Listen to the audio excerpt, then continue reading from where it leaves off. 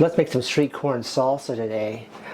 It's a great recipe. It's super simple. We had some leftover meat from some ribs, so it's like, let's make some tacos. This sounds great. And so what we're going to do, start off here, we're going to take and do 1.5 cups of fresh corn. If you don't have fresh corn, you can use frozen. Once we get off the cob, we're going to add 1 jalapeno. We've diced it thinly. We have made sure we've taken the seeds out and we've deveined it to make it all look nice. We're going to that now add 1/2 of a lime that we've juiced, 1/2 a teaspoon of chili powder,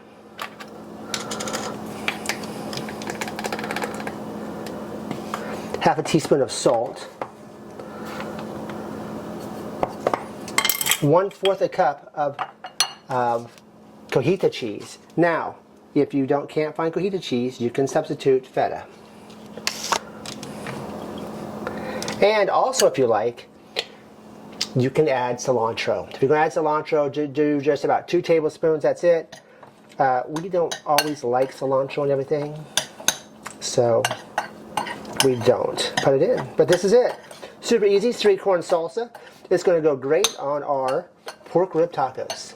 Enjoy the recipe.